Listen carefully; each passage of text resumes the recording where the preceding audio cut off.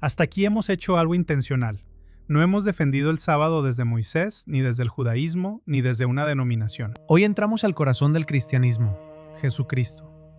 Porque si Jesús abolió el sábado, la discusión termina aquí. Pero si Jesús lo ratificó, restauró y reclamó como suyo, entonces el problema no es el sábado, sino lo que hemos hecho con él después. Leamos las palabras del propio Cristo. Mateo 5, 17 a 18.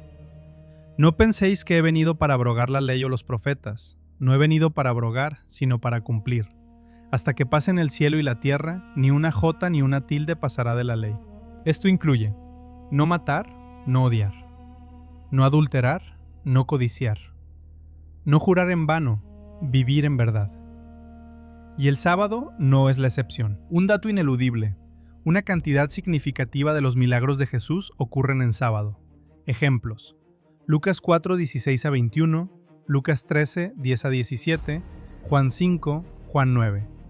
La pregunta correcta no es ¿por qué Jesús rompía el sábado? La pregunta bíblica es ¿qué sábado estaba confrontando Jesús? Jesús no confronta el mandamiento, confronta la tradición que lo había vaciado de misericordia. ¿Es lícito en sábado hacer bien o hacer mal? Marcos 3:4. Nunca dice, el sábado ya no importa. Dice, han olvidado para qué fue dado. Marcos 2:27. El sábado fue hecho para el hombre, y no el hombre para el sábado. Esta frase es central y suele malinterpretarse. Jesús no dice, el sábado fue hecho solo para los judíos. El sábado fue provisional. El sábado fue un error corregible. Dice, fue hecho para el ser humano. Eso nos devuelve a Génesis, a la creación, antes del pecado, antes de Israel. Jesús está afirmando el origen creacional y universal del sábado. Aquí entramos al punto más fuerte, Marcos 2:28. Por tanto, el Hijo del Hombre es Señor aún del sábado. Esta declaración tiene implicaciones enormes. 1. Jesús se identifica como Creador. El sábado pertenece al Creador. Declararse Señor del sábado es reclamar autoría y autoridad. 2. Nadie se declara Señor de algo que va a eliminar. Jesús no dice, soy Señor del sábado por ahora, ni soy Señor del sábado para reemplazarlo. Ser Señor implica definir su propósito, proteger su sentido, restaurar su función.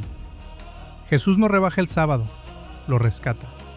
Primero, observemos algo básico pero crucial. Jesús no dice nada negativo del sábado.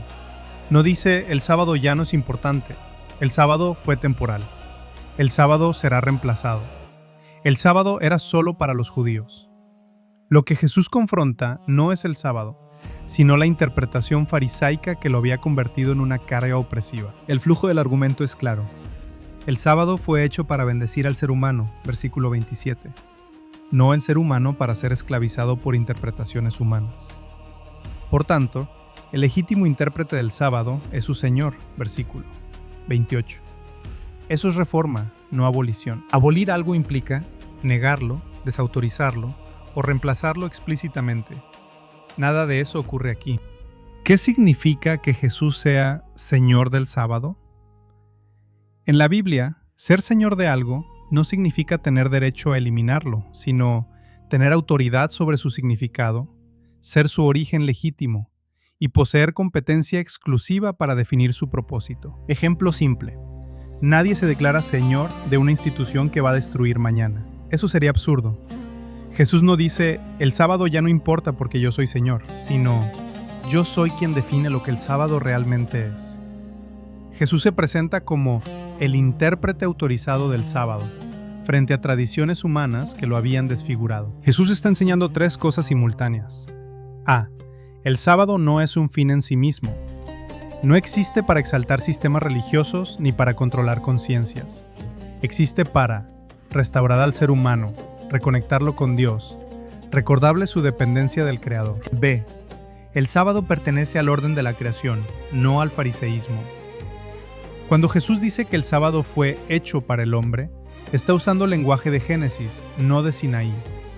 Eso desmonta la idea de que el sábado sea exclusivamente judío, meramente ceremonial o culturalmente limitado. C. El conflicto no es sábado versus gracia. El conflicto es autoridad divina versus tradición humana. Y Jesús deja claro de qué lado está. ¿Por qué declararse Señor del sábado es identificarse como Dios y Creador? Este punto es profundo y muchas veces ignorado. En Génesis 2, Dios crea, Dios reposa, Dios bendice, Dios santifica el séptimo día. Solo el Creador puede hacer eso. El sábado no es propiedad de Moisés, no es propiedad de Israel, no es propiedad de la iglesia, es propiedad del Creador.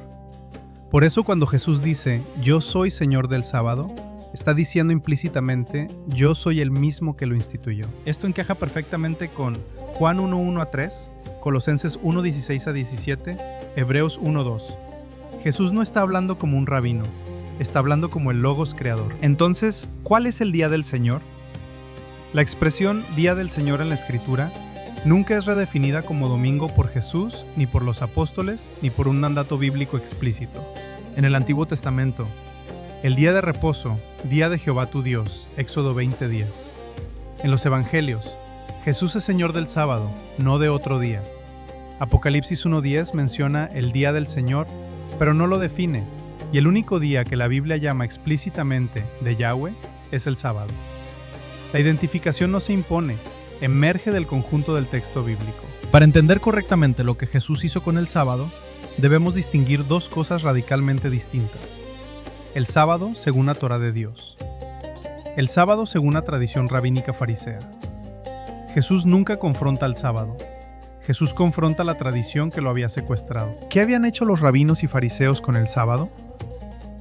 Durante el período del Segundo Templo, el sábado había sido rodeado por una enorme muralla de regulaciones humanas, conocidas como la halajá. Algunos ejemplos documentados. Definiciones minuciosas de qué constituía trabajo, melajá. Prohibición de sanar, salvo peligro inmediato de muerte. Restricciones absurdas sobre caminar, cargar objetos, preparar alimentos. Discusiones casuísticas sobre cuántos pasos se podían dar. Jerarquización del sábado como prueba de pureza religiosa. El resultado: el sábado dejó de ser don y se convirtió en carga. Dejó de ser relación y se volvió control. Esto es exactamente lo que Jesús denuncia cuando dice, Mateo 23:4, porque atan cargas pesadas y difíciles de llevar y las ponen sobre los hombros de los hombres. ¿Qué hace Jesús con el sábado? Jesús no introduce una nueva interpretación arbitraria, hace algo mucho más radical. Restituye el sábado a su significado original según la Torá. Por eso sus milagros en sábado no son provocaciones gratuitas, son actos teológicos. Cada sanidad en sábado declara, el sábado es día de vida, no de parálisis. El sábado es día de liberación, no de opresión. El sábado es coherente con el carácter de Dios. Jesús apela constantemente a la Torá misma, no a una nueva ética. Lucas 13:16. ¿Y a esta hija de Abraham no se la debía desatar en sábado? El verbo desatar conecta sábado con éxodo, con liberación, con redención. Aquí entra Mateo 5, que es absolutamente decisivo. Mateo 5:17. No penséis que he venido para abrogar la ley o los profetas. No he venido para abrogar, sino para cumplir. La palabra cumplir, pleró, no significa cancelar, sino llevar a plenitud, revelar su intención original, restaurar su verdadero alcance. Jesús procede luego a intensificar los mandamientos. No solo no matar, no odiar, no solo no adulterar, no codiciar, no solo actos externos, motivaciones del corazón. Nunca hace lo contrario, nunca reduce un mandamiento, nunca lo relativiza, nunca lo elimina. Y el sábado no es la excepción. Jesús aplica exactamente el mismo método. No lo quita, no lo traslada, no lo espiritualiza, lo rescata de interpretaciones corruptas. ¿Por qué esto descarta la idea de abolición o espiritualización? Porque sería incoherente con todo el marco de Mateo 5. Si Jesús profundiza los otros mandamientos, los vuelve más exigentes en lo moral, más internos en lo espiritual, ¿por qué justo el cuarto mandamiento sería el único que se minimiza, se diluye o se transfiere a otro día? Eso no es exégesis, eso es teología de recortes. Jesús no actúa así. Hebreos 9, 16-17. Donde hay testamento, es necesario que intervenga muerte del testador, porque el testamento con la muerte se confirma, pues no es válido mientras el testador vive. Principio bíblico claro: nadie puede modificar un testamento después de la muerte del testador. Cristo muere, ratificando su enseñanza, sellando su obra, confirmando su autoridad. Pregunta honesta. ¿Dónde están las escrituras un acto explícito de Jesús que cambie el sábado, lo transfiera a otro día, lo espiritualice o lo disminuya? La respuesta es incómoda pero clara. No existe. Ni en los evangelios, ni en Hechos, ni en las epístolas. ¿Qué principio está afirmando Hebreos? Hebreos apela a una realidad legal conocida por todos. Un testamento solo entra en vigor con la muerte del testador. Una vez ratificado, nadie puede modificarlo, ni los herederos, ni los administradores, ni una institución posterior. Cambiar un testamento después de la muerte del testador es ilegal, inválido, una usurpación de autoridad. Este no es un argumento teológico primero, es un argumento legal aplicado teológicamente. Cristo es el mediador del nuevo pacto, Hebreo 8:6, el testador y el que lo ratifica con su propia sangre. El nuevo pacto queda sellado en la cruz. La pregunta decisiva es entonces esta: ¿hay evidencia bíblica de que Jesús, antes de morir, abolió, minimizó, transfirió o espiritualizó el sábado del séptimo día? La respuesta, honestamente, es no. Lo que sí hizo Jesús antes de morir. En los evangelios, Jesús ratificó los mandamientos, Mateo 5, profundizó su significado moral, restauró el sábado de tradiciones humanas, se declaró Señor del sábado, guardó el sábado consistentemente, enseñó su propósito redentor y liberador. Nunca dijo, este mandamiento será cambiado, este día será transferido, este precepto será espiritualizado, después de mi muerte ya no aplicará. Si eso hubiera ocurrido, debería estar registrado antes de la cruz, porque después ya no hay autoridad para modificar el testamento. Aquí viene el golpe lógico decisivo. Sí, el sábado no fue abolido por Cristo, no fue cambiado por Cristo, no fue minimizado por Cristo, no fue transferido por Cristo. Entonces nadie después de la cruz tiene autoridad para hacerlo. Ni los apóstoles, ni la iglesia, ni concilios, ni tradiciones, ni siglos de práctica. Porque todos vienen después del testador. Modificar el mandamiento del sábado después de la cruz implicaría añadir al testamento, corregir al testador o asumir autoridad superior a Cristo. Hebreos no deja espacio para eso. ¿Puede el nuevo pacto cambiar la ley moral? Hebreos enseña que el nuevo pacto no elimina la ley, la internaliza, Hebreos 8:10. La escribe en el corazón, no la relativiza. Si el nuevo pacto quitara uno de los 10 mandamientos, no sería nuevo, ni mejor, ni superior, sino inconsistente. Y el autor de Hebreos jamás argumenta eso. El principio de Hebreos se cumple de forma contundente. El testamento fue ratificado con la muerte de Cristo. Antes de morir, Jesús no abolió el sábado. Después de morir, nadie tiene autoridad para cambiarlo. Por lo tanto, cualquier intento posterior de transferir el día, espiritualizarlo, reducirlo o declararlo irrelevante, carece de autoridad bíblica y legal.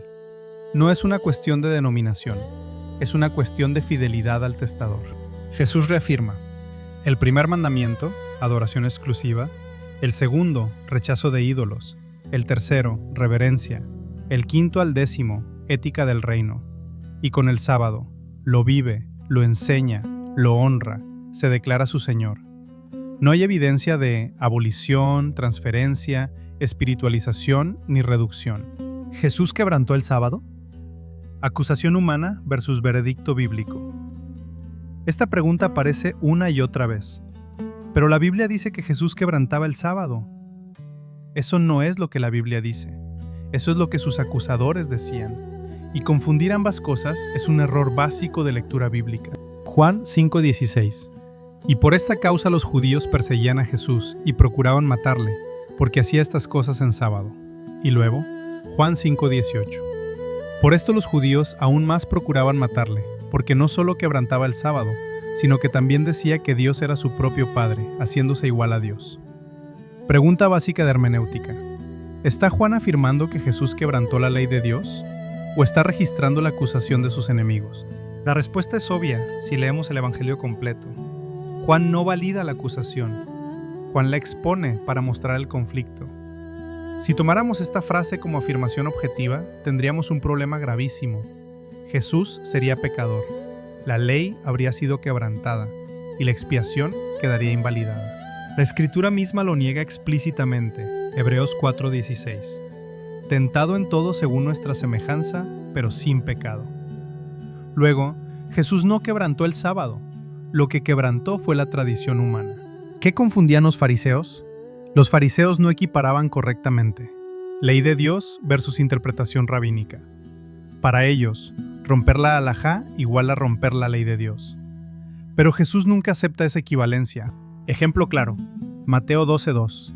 He aquí tus discípulos hacen lo que no es lícito hacer en sábado. La pregunta clave es, ¿no es lícito según quién? Jesús responde apelando a David, 1 Samuel 21, los sacerdotes, la misericordia y la Torá misma. Conclusión de Jesús, Mateo 12:7. Si supierais qué significa misericordia quiero y no sacrificio, no condenaríais a los inocentes. Jesús declara inocentes a quienes los fariseos acusan. Eso cierra el caso. Los milagros en sábado son el corazón del conflicto. Jesús pregunta, Lucas 14:3.